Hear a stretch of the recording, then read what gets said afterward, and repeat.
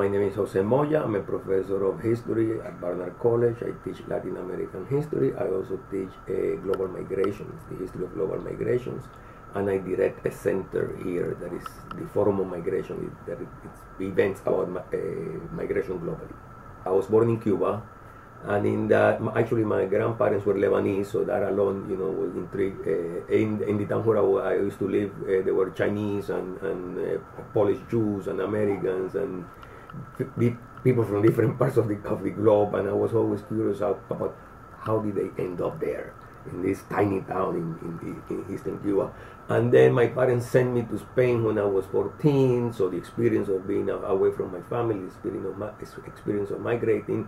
I came to the United States a year later. This is a multi-ethnic, multinational milieu, so also the curiosity about all of these people and where they're coming from and how do they adapt to new places, and a sharp curiosity about people's capacity to adapt to different environments, to different circumstances, when they're taken out of their comfort zone. That has always intrigued me. I decided history eventually because it was more fluid. I was thinking of economics, but economics is only about humans in terms of markets and money. And humans are more than about markets and money, right? Not homus economicus only. I was interested in political science, but it's only about power relations. And all human relations are not about power relations, right? So I thought that history was more holistic, was more inclusive.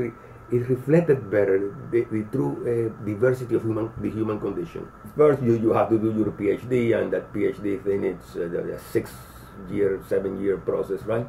So it's a long process. Then you have to find an occupation. I was lucky enough that my first job was actually at UCLA, and I was there for 17 years. And then I came to Barnard College because, being in New York and also this opportunity of directing a center on global migration. The major drawbacks is that your time is not structured. I used to work in other enterprises, in other businesses, and I would go from, 9 to 5, and after 5 it was totally my time, right? Here, I have a lot of flexibility, but therefore that flexibility means that I can always be working. That always engaging ideas, talking to people from different backgrounds, that's obvious. Even teaching, actually. I enjoy teaching, and the older that I get, the more that I enjoy, because it's like I get energy from young minds and ideas, and if I weren't paid to do this, probably I will do it as a hobby. My dissertation, which was about Spanish immigrants in Argentina, required I did 2 years of research and then 3 more years for writing, and then I revised the whole book. Most of my colleagues actually advised me to publish that book fast and get on to another in terms of career advancement. I didn't follow their advice. Only one person told me, no, follow your own instincts, your own intellectual honesty and intellectual passion, and I did that. In the end, it worked out because the book won 5 prizes.